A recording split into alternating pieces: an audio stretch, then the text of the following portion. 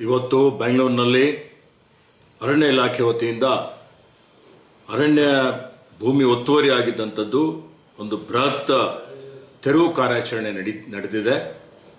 ಬೆಂಗಳೂರು ಪೂರ್ವ ತಾಲೂಕಿನ ಬಿದರಳ್ಳಿ ಹೋಬಳಿ Kadugodi ಪ್ಲಾಂಟೇಶನ್ನ survey number 1ರಲ್ಲಿ ಅರಣ್ಯ ಇಲಾಖೆಗೆ ಸೇರಿದಂತ ಸುಮಾರು 120 ಎಕರೆ ಭೂಮಿ ಒತ್ತುವರಿ ಆಗಿತ್ತು. ಈ ಭೂಮಿ ಹಿಂದೆ 1896ರಲ್ಲಿ ಅರಣ್ಯ ಅಂತೇಳಿ ಇವತ್ತು ಘೋಷಣೆ ಮಾಡಲಾಗಿತ್ತು.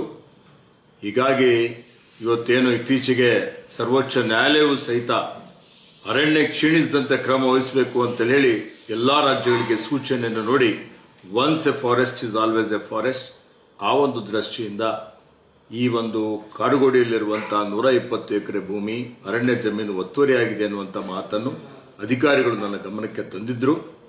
ನಿಯಮಾನುಸಾರ ಈ ಒತ್ತುವರಿಯನ್ನು ತೆರವುಗೊಳಿಸಿ ಬ್ಯಾಂಗ್ಳೂರಿನ ಲಂಗ್ ಸ್ಪೇಸ್ ಜಾಸ್ತಿ ಮಾಡಬೇಕು, ಹಸಿರು ಹೊದಿಕೆ ಜಾಸ್ತಿ ಮಾಡಬೇಕು ಅಂತ ಹೇಳಿ ನಾನು ಸೂಚನೆಯನ್ನು ಕೊಟ್ಟಿದ್ದೆ.